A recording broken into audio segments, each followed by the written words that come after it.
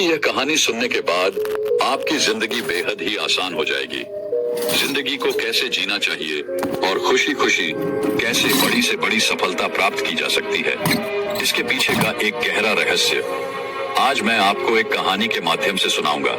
तो चलिए कहानी की शुरुआत करते हैं।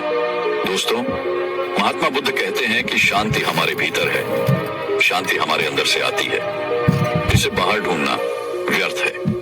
लेकिन अगर आप आज के समय की बात करेंगे तो आज हर एक मनुष्य केवल दौड़ में लगा हुआ है। उसे दौड़ना पसंद है, वह दूसरों से आगे निकलना चाहता है और दूसरों से कुछ अलग मुकाम बनाना चाहता है। लेकिन वह यह भूल चुका है कि जिस रास्ते पर वह दौड़ रहा है वह रास्ता कभी खत्म नहीं होता और ना ही आपको कभी मंजिल मिल पाएगी, क्योंकि यह रास्ता अनंत है, इसका कोई अंत नहीं। अंतिम समय में भी जब हम अपने आप को देखते हैं तो हम अपने आप को वही रास्ते पर खड़ा ही पाते हैं जहां से हमने इसकी शुरुआत की थी। हालांकि यह सच जानकर भी लोगों को कोई फर्क नहीं पड़ता। वह तो इस रेस में, इस दौड़ में जितना चाहते हैं, वह अपने आप को श्रेष्ठ साबित करना चाहते हैं। जब कोई उनसे पूछता है कि तुमने अपने जीवन में क्या हासिल किया, तब हम अपना बखान करने से कभी पीछे नहीं हटते। हम इसका जवाब कुछ इस तरह से देते हैं कि हमने अपने जीवन में यह हासिल किया, मैंने अपने जीवन में वह हासिल किया, मैंने इस मुकाम को पाया है, मैंने इतने वर्षों की तपस्या के बाद इस पौधे को हासिल किया है। लेकिन इस बात का असली मतलब केवल वही समझा सकता है जिसने ये सब कुछ पाने के चक्कर में अपने समय को गवा दिया और अभी भी वह इस दौड़ में दौड़ रहा है, क्योंकि उसे अपनी मंजिल अभी तक नहीं मिली।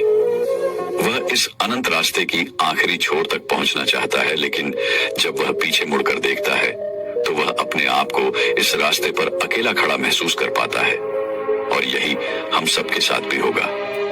हम सब भी इससे बच नहीं सकते, लेकिन जो समय से पहले अपने आप को जान पाते हैं, जो अपने आप को समझ पाते हैं, वह इस अनंत यात्रा को पहले ही देख लेते हैं, समझ जाते हैं। वह अपनी हर गलतियों को सुधारने का प्रयास कर पाते हैं। लेकिन जिन्हें यह नहीं पता कि वह कहाँ जा रहे हैं और उनकी यात्रा कब खत्म होगी, वे लोग इस दौड़ में केवल दौड़ते ही चले जाते हैं। इसे और अच्छे से समझाने के लिए आज की जो कहानी मैं आप सभी के लिए लेकर आया हूँ, इस कहानी के माध्यम से आप यह समझ सकेंगे कि हम इस अनंत यात्रा को कैसे समाप्त कर सकते हैं और ऐसी क्या चीज है जिसे हम अपने जीवन में उतारकर अपने आप को समझ सकते हैं, पहचान सकते हैं, जिससे हम अपने जीवन की सभी समस्याओं का समाधान कर सकते हैं। एक समय की बात है, किसी नगरी के एक पहाड़ पर एक गुरु रहा करते थे।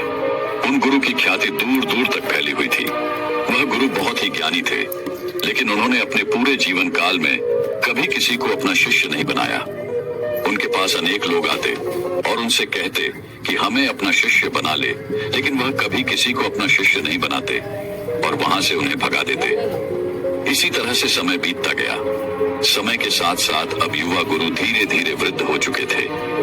अब उनकी रोजमर्रा के कामों में भी उन्हें तकलीफ होने लगी थी। तब उनके मन में यह ख्याल उत्पन्न हुआ कि यदि मैंने अपने जीवन में किसी को अपना शिष्य बना लिया होता तो आज वह शिष्य मेरी कुछ तो मदद अवश्य कर देता। लेकिन उस वक्त मैंने किसी को अपना शिष्य नहीं बनाया और अब मेरे पास कोई भी यह तक कहने नहीं आता कि है गुरुवर मुझे अपना शिष्य बना ले, क्योंकि अब उनका शिष्य कोई नहीं बनना चाहता था। सभी को यही लगता था कि वह तो पागल है और कौन उस पागल का शिष्य बनना चाहेगा। वह सभी को भगा देता है, किसी को भी अपने पास रहने नहीं देता। तभी एक दिन एक युवक अपना बोरिया बिस्तर बांधे हुए उन गुरु के पास पहुंचा और उनसे कहने लगा, है गुरुदेव, मैंने सुना है आप बहुत ज्ञानी हैं, आपकी ख्याति दूर दूर तक फैली हुई है, लेकिन आप कभी किसी को अपना शिष्य नहीं बनाते। मैं आज आपके पास यही विनती लेकर आया हूँ कि कृपा करके मुझे अपना शिष्य बना लीजिए। आप जो कहेंगे मैं वो करूंगा, लेकिन मुझे केवल आपसे ही ज्ञान प्राप्त करना है। मैंने सुना है अब बहुत ज्ञानी है और इसी इच्छा से मैं यहाँ पर आया हूँ कि वह ज्ञान आप मुझे देंगे, मुझे सिखाएंगे। मैं बड़ी आस लेकर आपके पास आया हूँ। जब मैं यहाँ आ रहा था तो हर कोई मुझे यहाँ आने से मना कर रहा था। हर कोई मुझसे यही कहता था कि उनके पास ना जाओ, वो बहुत पागल है, वह किसी को अपना शिष्य नहीं बनाते।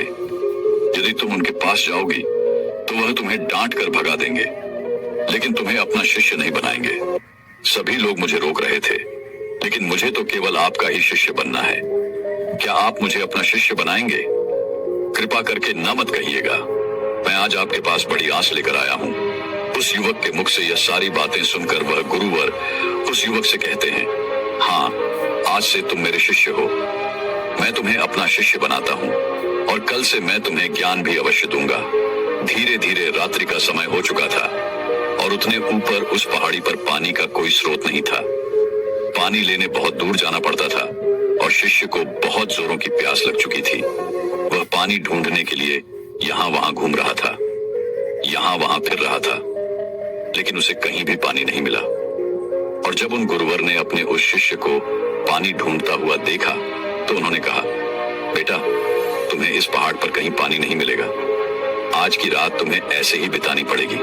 कल सुबह सुबह हम पानी के लिए निकल पड़ेंगे। उस शिष्य ने अपने और गुरुवर की बात मान ली। उसने जैसे तैसे अपनी रात वहां पर बिताई और अगले दिन सुबह सुबह वह गुरुवर और वे शिष्य पानी लेने के लिए निकल पड़े। वह दोनों एक कुएं के पास पहुंचे। शिष्य को जोरों की प्यास लगी थी। उसने कुएं से झट से पानी निकाला और फटाफट पी गया, क्योंकि उसका गला सूखा हुआ था और उसे प्यास भी बहुत जोरों की लगी थी। यह देखकर उन गुरुवर ने अपने शिष्य से कहा, मूर्ख कहीं का, मुझे भूल गया। तेरे साथ मैं भी तो प्यासा हूँ। क्या मुझे पानी की कोई आवश्यकता नहीं? इस पर शिष्य अपने गुरु से माफी मांगता है और कहता है गुरुदेव, मुझे क्षमा कीजिए। मुझे बहुत जोरों की प्यास लगी थी, जिस कारण मुझे आपका ध्यान नहीं आया और मैंने पानी निकालकर खुद ही पहले पी लिया।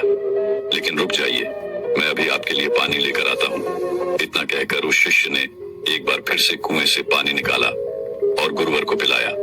उसके बाद वह शिष्य अपने गुरु से कहता है गुरुवर, आपने कहा था कि आप मुझे कल से ज्ञान देंगे, आप मुझे कल से सिखाएंगे। तभी वह गुरुवर कहते हैं, हाँ, मैंने कहा था और मुझे याद है। तभी वह गुरुवर अपने उस शिष्य को कहते हैं कि एक बार फिर से इस कुएं से पानी निकालो। शिष्य ने गुरु की आज्ञा मानी और उसने एक बार कुएं से फिर पानी निकाला।